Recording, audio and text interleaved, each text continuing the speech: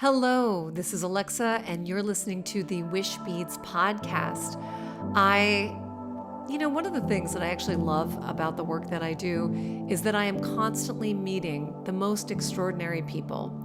And I had the pleasure of connecting with Evie Jeang a few months ago, and it was just one of those things that she loved Wishbeads and was so passionate about her experience with them that she introduced herself. And I was quickly taken with her story. We ended up meeting in person, and she ended up attending some more of my Wishbeads events. And I saw firsthand how I don't know, sort of like the gift actually as a creator. You just never know who's going to be taken with what you're putting in the world. And it really doesn't matter what you're doing. But then when I got to know her and the extraordinary work that she's doing in the world and her background as a lawyer, as an advocate, as a pillar of her community, as a creator, and now an app developer, really her story is phenomenal.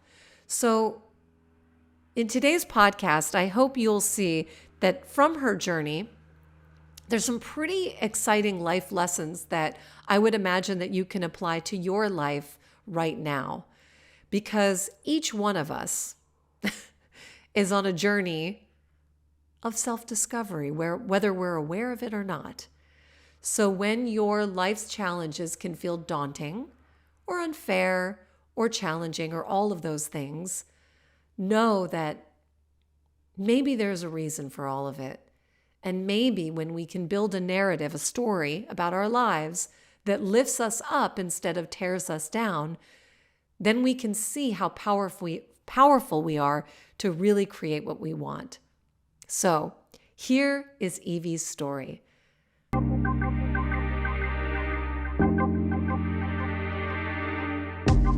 But welcome. I have to say, I received your bio, which was like, oh my God. I am so impressed. In reading just sort of all you are, all that you do, the impact that you're having on the world, I was like, I don't understand how she gets it all done. Oh my God, now I'm embarrassed. Okay, I need my team to shorten my bio because I have no idea. It's better. It's always good to read the full breadth of what you do. But Evie, just in the interest of sharing, a window into your world, and then we'll go into details. Yeah. What is the work that you're doing right now that is inspiring you the most? How do you describe sort of the breadth of who you are and what you do? In one simple word, and then that's what I do every morning. Like when I wake up, I was like, am I excited? Yes, I am. And I'm excited because I'm doing something, not doing creating. I'm creating love. I'm helping people to have love. I'm helping people to have their dream come true. So what I'm doing now is helping people, is anybody, LGBTQIA community, women, professional women, or even just couple that really want to have children, have a family and can. So I love it. I mean, I love what I'm doing. And I'm helping them to make that desire or make that dream come true.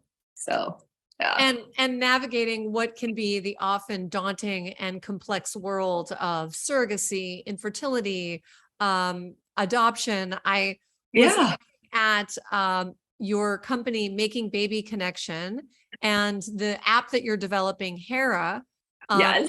And it's such a needed platform. I know so many people that have gone various ways, various roads to motherhood or parenthood, and it can be intimidating, incredibly intimidating. And where do you go for information and connection? So how did you actually take your law career? I mean, you're a lawyer. That's what I'm talking about, the extensive background.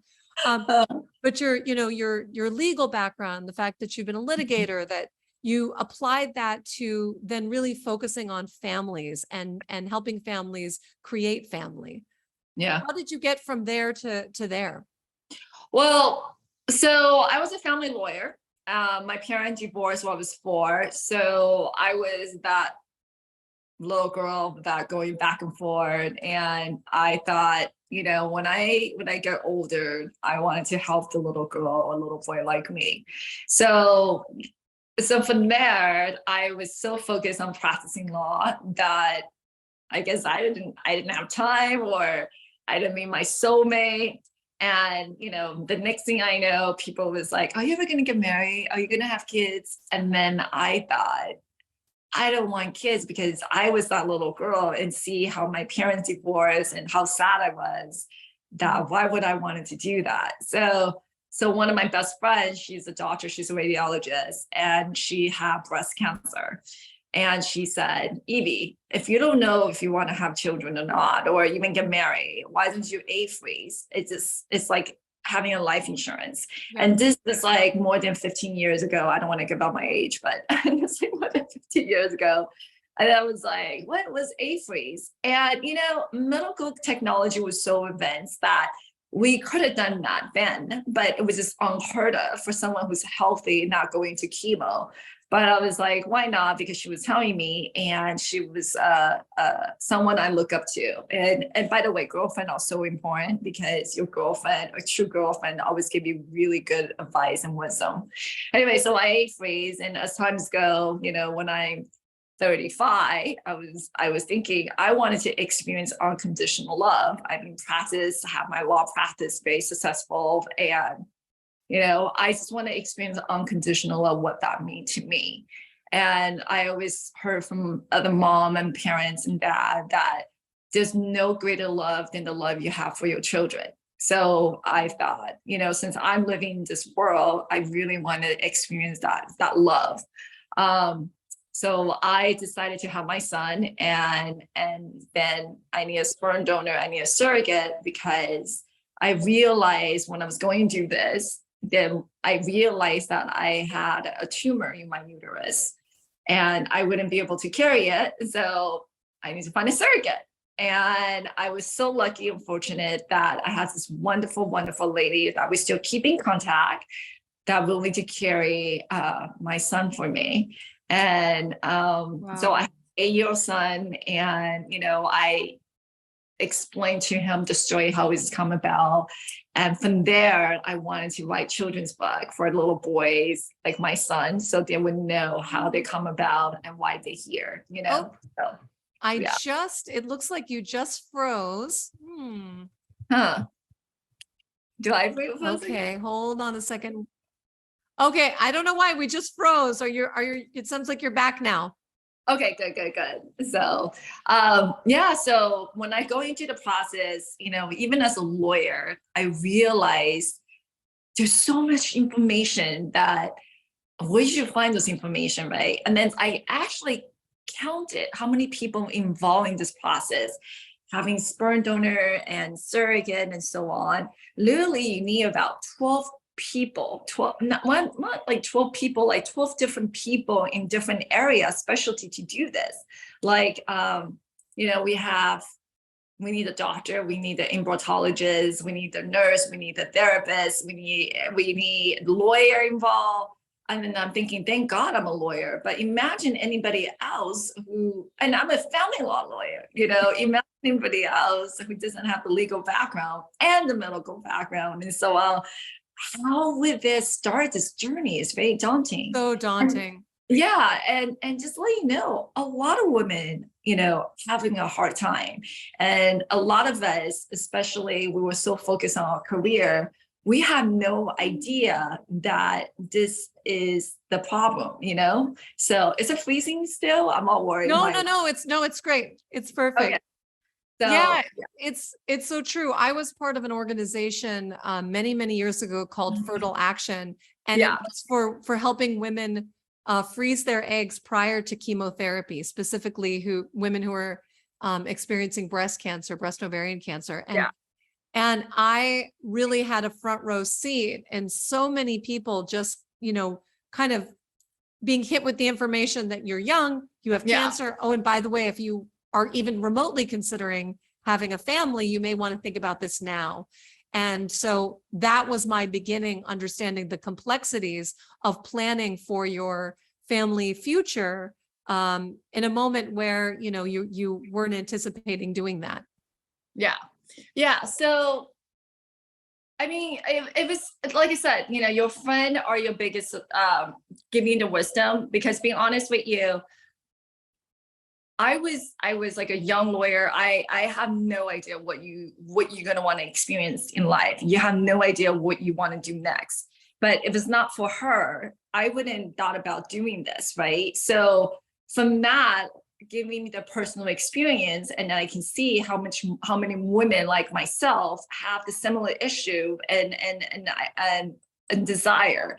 And you know, so now it's really common for us to say egg freeze. But when I did that, you know, just let you know, like the Wall Street Journal actually published it and on my birthday. And I didn't tell anybody when I did that. And So then wait, they published an article about you, about your yeah, journey? for Wow. egg freezing on my birthday. And then I have people in New York call me and say, Evie, I just saw you on the cover. We mean you egg freeze. And it was on my birthday. I didn't tell anybody any soul because I didn't know that was common, right? And then I was kind of like embarrassed in a way because I didn't really wanted to share what I was thinking. I have so many women actually like negative comment about it. You know, you would think women would be the one who's supporting you, but no, women was upset. They were like, and then I was just being honest. They were like, why will you egg freeze? This is even before I started the process of having a children. And then I'm just like, I don't know. I don't know if I ever want to have kids. I just want to egg freeze. And then women, all the women, I have like over 3,000 comments, mostly from women. And they were saying, well, if you're not going to have children, then what is the purpose? It's almost like I have no life purpose if I don't give kids, you know? Um, Wow. Oh, yeah. yeah. So So, complicated. right? But now it's such a thing that you give to a younger woman, your daughter, your sister, your girlfriend, like freeze your egg. And then so it's just a long process of how we went through all that as a woman. And but it's also empowering, I think. Right. So yeah. Yeah. Yeah. Well, and I think that what's so beautiful about your spirit is that it's also in the spirit of giving. So you went from this journey of being, a very busy professional practicing lawyer, and I know you still practice law, but very, immersed in that life, to going through your own journey, to then evolving your business and becoming focused in the surrogacy space, the fertility space, and building companies and platforms that help people. That's that giving back, which I think is so remarkable about who you are. And so tell us a little bit about the app that you're developing right now. So the app is called Hera and is called Try Hera on Instagram. And what we wanted to create is a way for everybody who wanted to have children, make it more affordable for them. Because when you go to the agency, they're expecting you to pay $35,000 all the way to $150,000. That's like an Wow. extra you could totally save. And going through the process, another thing is there's no credit card, they need money, cash. And how many of us can even afford that? And then having a family is such a big dream for so many of us. And to come up with all that money, and it's not necessary if you pay that money, you would definitely succeed. You're going to have this beautiful child of yours. It's not even guaranteed. And that's just a little portion of it because you still have medical costs, surrogate, and if you need sperm donor, a donor, and so on, right? So it's just really expensive. So having this app is saving the money going to the middleman, the agency, and you also giving the people that really deserve the money have more what they deserve because they don't have to split with the agency. But I think the most important thing why I'm doing this is I also meet a lot of people, including myself, that have that we're not going to use. We have two, like couple who have 2 or 3 children, and they're really happy with their family, and yet because they went through this experience, they wanted to help other.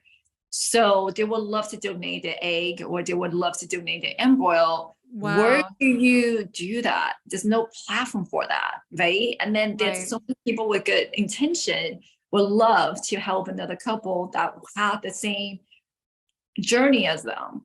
and doesn't have the financial means to do it. And Wow. even with loans and nonprofit that give loan to that is not very common, right? We see nonprofit money for education, we see for children, but to have children, there's not that many nonprofit organizations have that. I know that men having baby, which is the LGBTQIA community, they do provide some kind of fund, but there's not that many out there. And so some of them would give their aid to a friend, right? But Yeah. lucky for that happen. So I'm literally creating a platform where we can donate our egg with embryo. And then so for people in a very healthy, safe community, it's a community that people's going to do that and to get advice and to meet that sperm donor, a donor and surrogate. Because in the past, even when you go to sperm bank, you don't even know who they are. You literally just see a couple pictures of them when they were a boy or girls, and you have to go to the agency paying $35,000 to $150,000.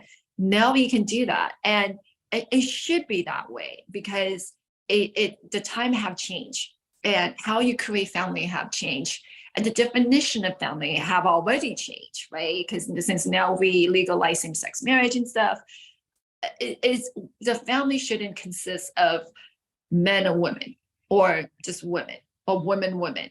Family should be based on love.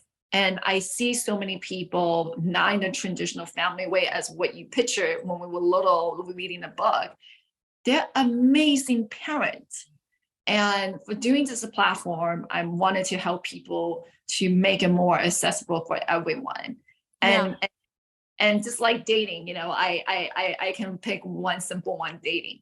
When I was like 20, or in the dating stage, when people say you should be dating, there's no dating app. You meet people in school, or your girlfriend introduces a referral and stuff like that. And now everybody meet everybody on dating app. It's not uncommon. It's actually very common. It's not embarrassing. Like, oh, I'm on the dating app. And back then, if you have some money and you older, you even spend tons of thousands on private dating matchmaker, right? Right. And Right. we still have that.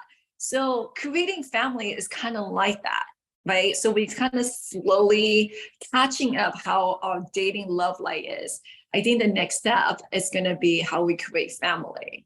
And so if I put it in a very simple form, this app literally is like a dating app, but looking for your baby's daddy and baby's mommy. And then There we you also, go. and then we also can do co-parenting. There's a lot of men that would love to have a child, but doesn't want to raise them, and would love to help their friends or family out. And this is a good way for them to have a children of their gene, but not raising them, and then have another family that be more than happy and capable of being a parent. Yeah. So, Well, yeah. and I'll say that the other thing that I think, with given your legal background, I think that that's why it's such a interesting pairing of those two worlds, because I would imagine the complexity of all of the legalities to, connecting people and their preferences and their, legal obligations and whatnot. You're the perfect person to put this all together.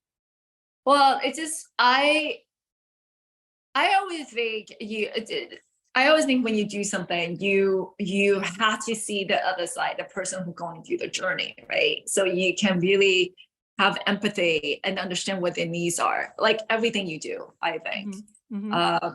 There's a difference between sympathy and empathy. And then I think a lot of us, doesn't understand the difference between sympathy and empathy. And because my personal journey went do that, and then how hard it was for me and how expensive it was for me, I can relate. Yeah. I feel them. And then when you can feel somebody's pain and disappointment, it pushed you once you can change that and do something. Even as a lawyer, I always want to solve people's problem. And then being a lawyer I felt the pain as that little girl going through my parents' divorce. And that was make me wanted to do what I'm doing. Or same thing with this, because I actually went through the journey myself. Yeah. And my girlfriend who had breast cancer ended up having a little boy and adopted a little girl from China. So she ended up having 2 kids. And sadly, she passed away due to cancer 3 years ago. And, but I would always thank her for giving that advice and giving me that solution where I can have my son today. Yeah. And even before she passed, she had her dream to be a mom, and she's an amazing mom to adopt a little girl and to her son. So it's just her having her own family before she leaving this world was so fulfilling for her. Yeah. Yeah. Evie, you bring something up, and I think it just bears repeating for anyone listening or watching, that your specific personal challenges in your life actually helped shape who you are and your life's work. And oftentimes I think we go about life trying to avoid obstacles or, try to keep, nobody wants to be in a challenging situation or because it's uncomfortable or painful or scary. And yet, I think in hindsight, we see that those challenges are very important life growing, life discovery, personal self-discovery opportunities. And so I think if we can remember that as we face whatever challenges we're facing today, that, why, what is the deeper why behind what is coming up right now? Because if life were just hunky-dory, everything's going along fine, we wouldn't grow, we wouldn't change, we wouldn't push ourselves to get out there, thinking of new ways, reorganizing our lives. And so I just really salute you for creating this life of service, literally based on your own challenging situations, And it's funny you bring this up because I actually met the former Mexican president, Vincent Fox, yesterday. And he was talking about his foundation for helping the children with disability in Mexico, in San Miguel. And one of the things that he said is that you're always going to have challenge. It's life. There's no way in saying that there's no challenge in life. Right. But what you do with challenge is you involve and you overcome and you change and evolve. And then there's going to be more and you continue to evolve. And then when he said that, it really resonated with me because it's true. This is something that I start to realize. I mean, you understand things, you have a lot of knowledge, you read, you listen to podcasts, all this saying is you heard them before, but it's another thing to knowing. Yes.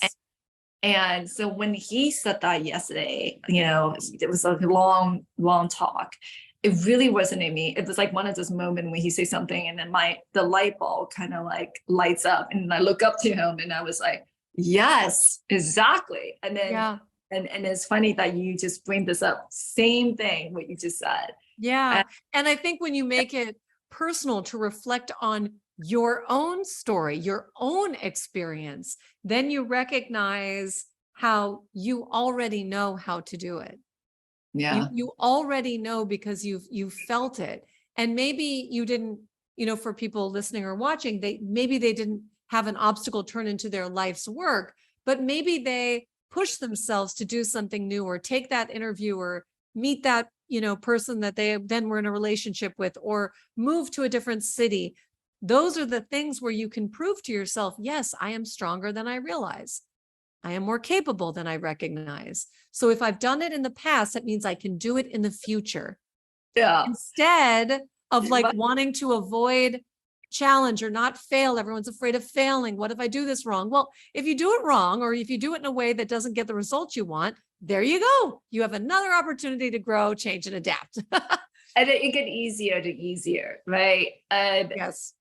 Yeah. And then, I just, before we went to that knowing thing, I mean, in the past, I would say to myself, universe, I'm like, I don't want to learn anymore. I'm already Yeah. on this one. I'm done. No more lesson for me, right? But Yes. you and I both know that's not going to happen, right? So then you just have to embrace it.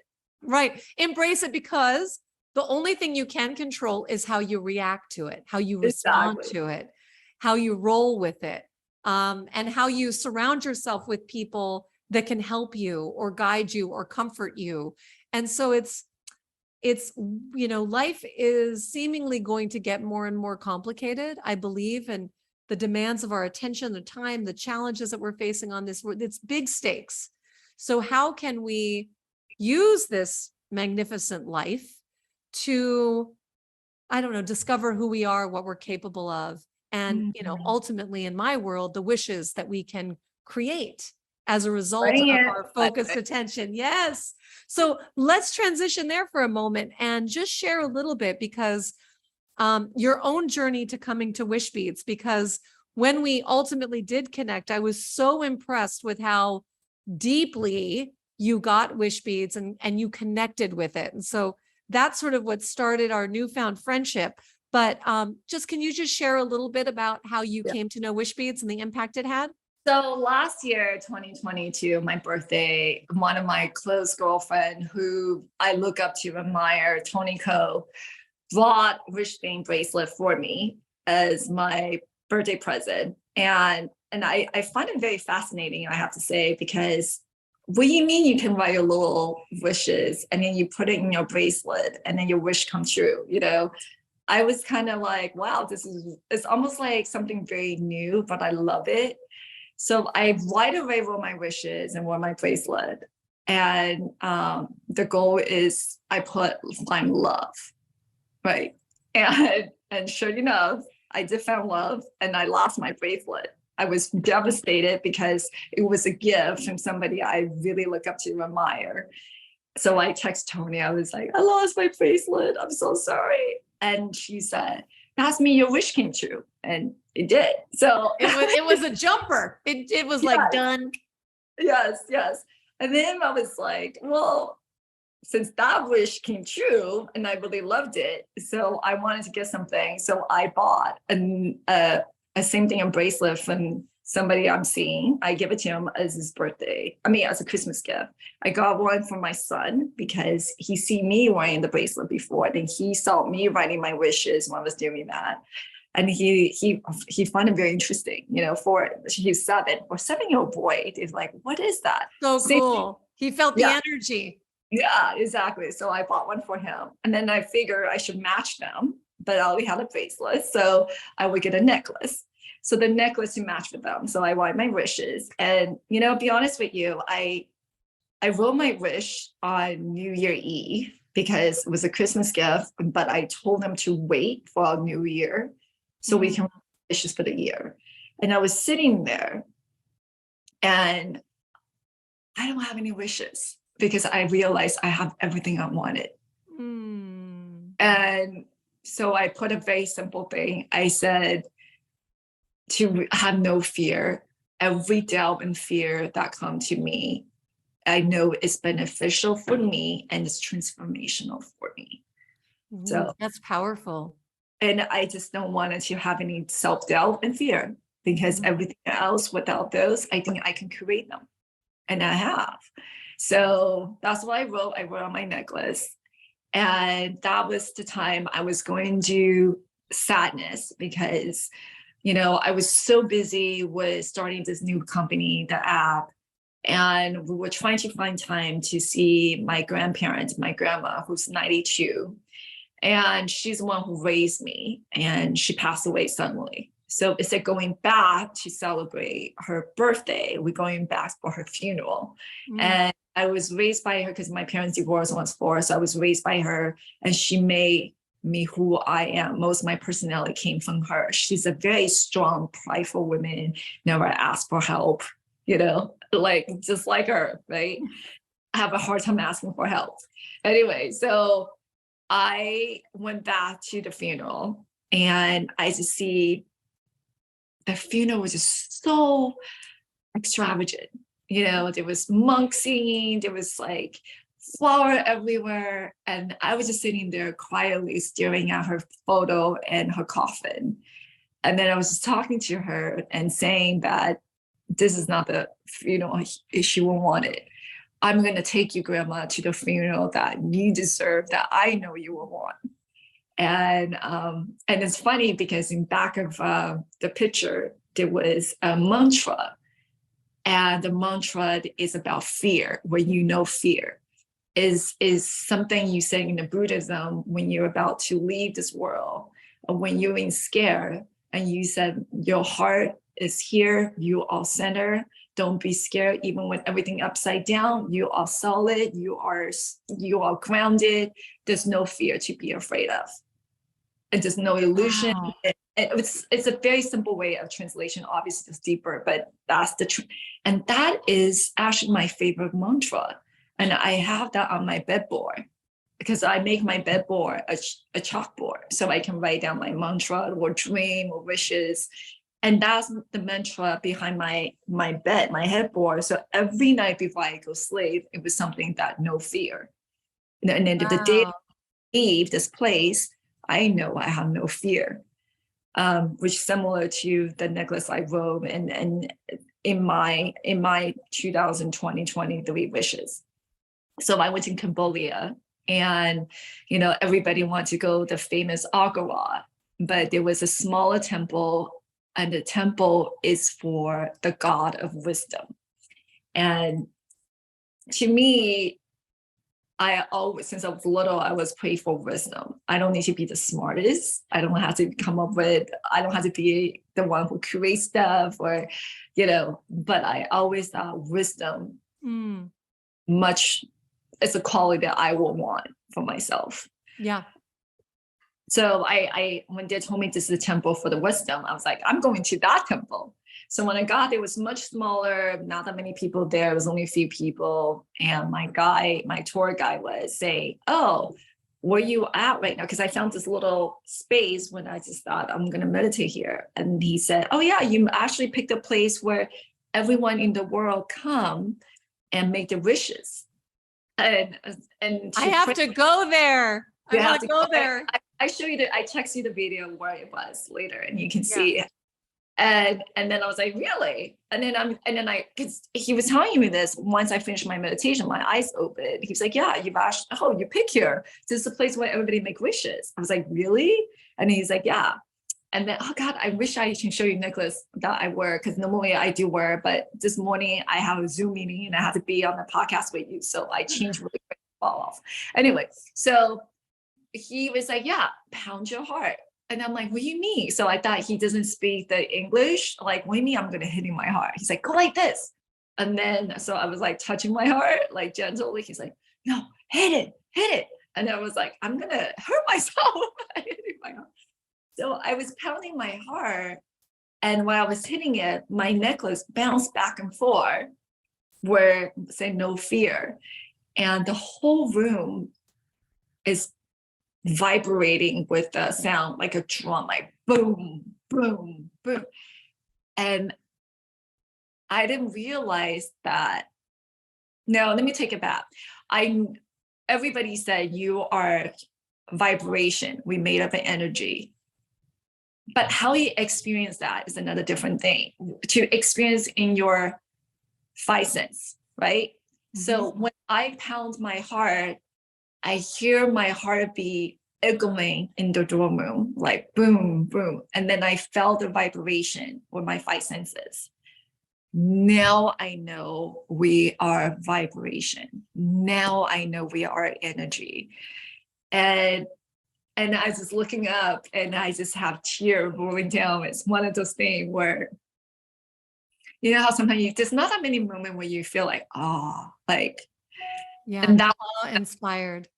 Yeah. And then wow. I always tell people I would never be the same from that trip. And from there, I said goodbye to my grandma, and I was meditating before that. And then when I was meditating, I was sending her away, holding her hand, crossing that to the other side so that she had no fear. Mm. And then I think she didn't have fear, but it's more confusion. Mm. So I think the best I can offer her is actually helping her feel secure and safe going to the other side with no fear.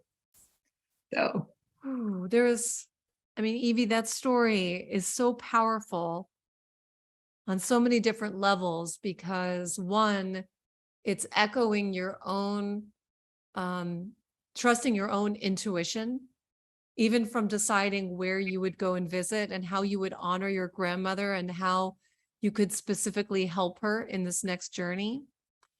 And also how you live your life with such integrity of intention.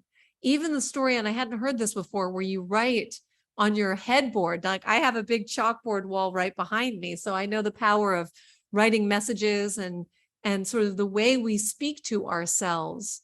mm-hmm. But the idea that you are holding this intention of no fear, or flipping that, even the confidence, bravery, intuition, knowing, wisdom, that is so powerful. And then, as you said before, the idea of like your challenges, your obstacles, once you experience them and you experience how you navigate them, like the unfolding of your own story.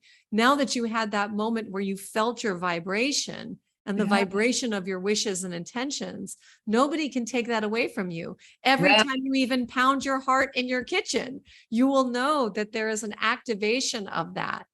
You know, the best thing about that, Alexa, like, you don't realize how powerful you are. Like, all of us, we are so powerful. And I don't know what happened. Sometimes, like, when things doesn't go your way or challenges, a lot of us felt like we're not enough, or we have fear that we can't accomplish it, or it's all this crazy thing in our head.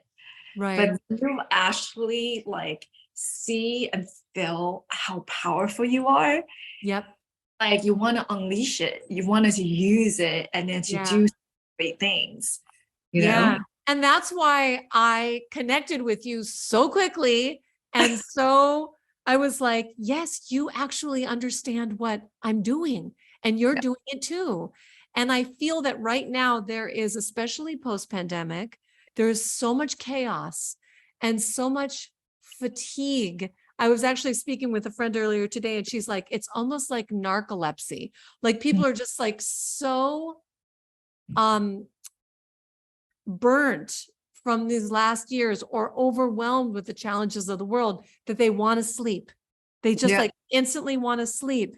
And that there are those of us who are out there banging our hearts saying, wake up, wake up, wake up, wake up. You, not because we are so powerful, it's because we all are so powerful. And together, if we can hold a vision for what is possible, we can help one another. So whether that's building the family of their dream, or providing financial support to do that, or opening up a door to your imagination and your heart light to show you what your greatest wishes and dreams look like, suddenly there's a new energy on the planet. And that's really where I see the future lying. We're going to need that beautiful, delicious energy to actually help navigate these unprecedented challenges. And you know what, Alexa, it just dawned on me, my wish did come true. Because remember, beside the love and it's getting faster and faster. Because I rolled out on New Year's Eve, right? And then when did I went to Asia, Cambodia? February 7th. Yeah. I mean, it's only March when we're recording this. It's March 9th. And then remember, I put it in there, no fear. And that all is our beneficial transformation to me. Well, guess what? That's exactly what happened to me. No fear. No fear. And not only that, but you see how it's also an act of selfless giving, because you took that awakening and used it as a guiding force for your grandmother. Yeah. Like it is this ripple effect that, and a little bit of that idea of like, maybe people believe that wishing is selfish. Let's say because people really love to gift wish beads as gifts, or they love to wish for other people. But the radical act is saying, what do I deeply wish for? And then that alone, you stepping into the energy of that reality or intention, it has this huge ripple effect to everyone around you so that they can do the same. So I really do believe that you were there as this powerful, loving, guiding, fearless force for your grandmother, helping her make her transition to the light and to the next chapter. And then here you are taking that energy and putting it into Hera and putting it into, your work with your clients and the work with your relationship. You as a mother, teaching your children fearlessness it's a huge gift. Yeah. And then like, sometimes you always have someone you doubt and you wonder, oh, can I do this? Or can I do that? And that was something that made me realize, like, of course you can do it. Everybody can do it. Yeah. It's every time when you think that you can do it, it's just all that little tiny fear or something back of your head is like, are you sure you can do this? Yes. Yeah. And that's why I think I had a dear friend tell me that, if you are doubting yourself and what you are capable of, keep a journal of all the incredible things that you have done. So that you can remind yourself in those moments when you're feeling doubt, you look at your awesome journal of my incredible story of my life, the work that you did, even, freezing your eggs, putting your story on the Wall Street Journal, being a mom, just recently traveling through Asia, Southeast Asia for, I think it was like 2 weeks, let alone, there's so many things that there is bravery and that we have to record them. We have to write them down so that we remember, we anchor them in a new level of awareness. I'm a big believer in writing things down. And so when you have those moments that you doubt, you just read your own story. Yeah. And then I think another thing for me was, I keep on giving other, but I don't really take anything in because I didn't think I deserve. Yeah. And so, keeping buying the wish being for other people. And then I'm like, I have wish too. I want to have my wish too. Yes. So yes. It's great. So when I went to your workshop, yes, you came to one of our wish bashes. Yes. Fun. And just so you know, I was traveling and I was at the security in the airport in San Francisco. And the person who checked you in, he was like, what is that? And then I was like, it's my wishes. And it's like, you put your wishes there? And then he's like, can I see? I was like, oh, you can't read them. They're folded. So they were really curious what it was. And everybody started like, what is that? So I was telling them about your wishes, the wish work that you can write your wish workshop. And then when I was there, I was thinking, I don't know. Do I write all my wishes? So next thing you know, I wrote 4 pages. I didn't think I was gonna 4 pages. So in this experience, you go through the visualization. It's an in-person, intimate event that's hosted in Marina del Rey, California. We host them once a month. And you write your wishes down on 4 pieces of paper, then roll that paper up and glue it and cut it into paper bead segments and embellish it with beads. But you basically are wearing this beautiful wrap bracelet with your wishes inside, like a vision board you're wearing on your wrist. And it is something so powerful about writing it down, that energetic, like taking it from, it's like having a dream journal where you could forget your dreams in a moment. But when you write it down, it anchors it in a new level of awareness in your brain and in your heart. And it makes them tangible. Oh, I put tactile. It by, just let you know, I put it by my bedside also. So I always like see it, and meditation, I have it with me. Right. Just to have the visualization, how I want to feel and everything, which is amazing. But I was going to say a lot of time you give other and you don't give anything to yourself, it's because at least for me, I didn't think I deserve it or entitled to it. So, and without the fear, and now I was like, hey, I'm just Bring it. everybody on, right? Everybody. Yeah. That's right, Evie. And I'm so grateful that you're in this place, because I know that you are a vehicle and a vessel for so much change for others. Your heart speaks to giving back, and so without that fear, it's awesome to think about and imagine what else you're creating and how you're bringing that light and knowledge and resources to this world. So like, thank you for being such a light warrior, and thank you for your openness and honesty and your graciousness. And it has been such a pleasure to get to know you and to get to wish with you. And I'm just so excited to see what unfolds.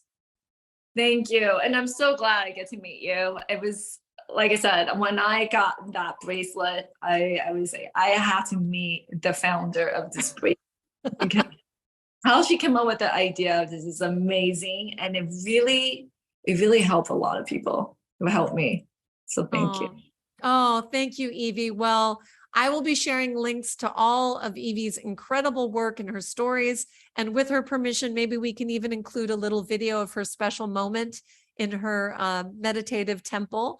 Yes. And, yeah, that would be incredible. And I just continue to wish you all the best with whatever unfolds. I almost can't wait to see it. You're gonna, as long as you guys don't mind, you can see my tear coming because that was just so shocking. I was just like, wow. Yeah. So beautiful, Evie. Well, thank you for sharing your story. You're totally awesome. Thank you. Thank you for listening. Thank you for sharing. Thank you for leaving a review if you like the Wishbeads podcast. Here we record stories that inspire, stories that educate, stories that hopefully can show you how to live the bravest, boldest life of your dreams. And if you're curious to learn more or experience Wishbeads a little bit deeper, then by all means, come wish with us. Every month I host virtual wish circles, and I now host in-person wish circles in the Los Angeles area, which I affectionately call Wish Bash. And we're even doing a special experience over the summer, but that's not published yet. Anyway, so happy to have you as part of this brave community, and may you keep making your wishes come true. Until next time.